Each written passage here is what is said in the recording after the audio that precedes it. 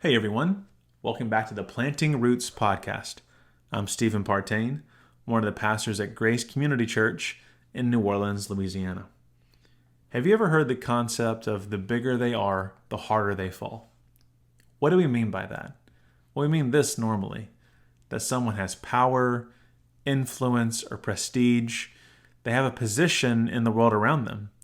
But when they have that, if they make a mistake, do something that's immoral or wrong, it's a very hard fall. People turn from exalting them as heroes to making them villains in a story.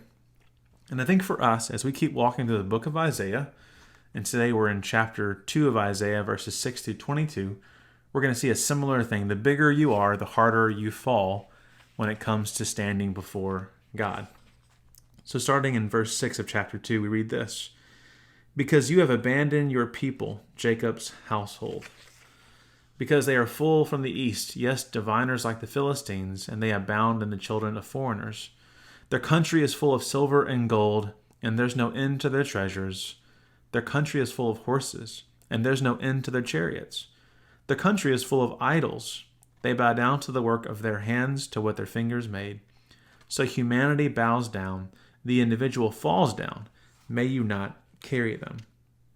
So here's the issue. The people of Israel, are they trusting in the truth of God? Are they trusting in what Isaiah wants them to do, is to be the people of God? Or are they trusting in these other things like power, money, influence? Their country is full of silver and gold, and there's no end to the treasures. There's chariots and idols. So they have money. They have what they need to take care of life around them. They have chariots. They have these military institutions that are protecting them. And they have idols to worship instead of the God who made them. So they have every reason to feel safe and secure like they are. It's similar to us today in some ways. Many of us have had opportunities to feel safe and to trust in other things, but what is God saying about all these things? Well, verse 10 it says, Go into the cleft and bury yourself in the dirt before the fearlessness of Yahweh, from the dreadfulness of his majesty. Lofty human looks have fallen down, and the exaltedness of individuals has bowed down. But Yahweh alone will be on high on that day. It says, it doesn't matter how powerful or influential that you are, if your safety and your trust is in the mighty things of the world, they will one day bow down to the God who created everything.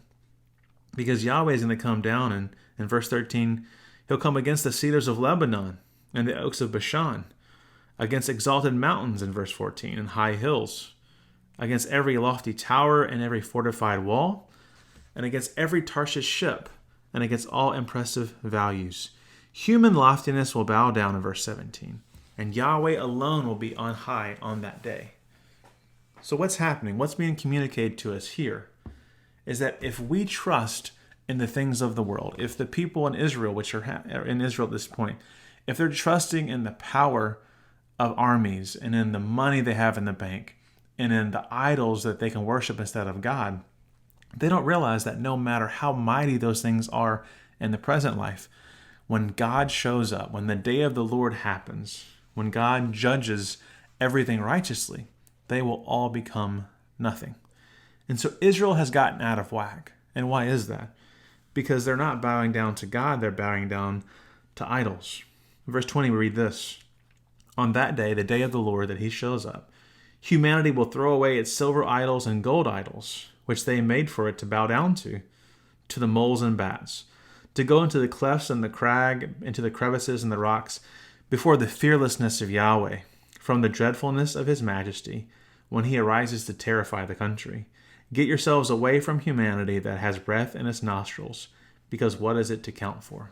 So when God shows up, all the things that we trust in this life will pale in comparison. And for Israel, that's the message that Isaiah is telling them, that look, all that you think is impressive and gives you comfort in this life pales in comparison to the God who made you and made everything.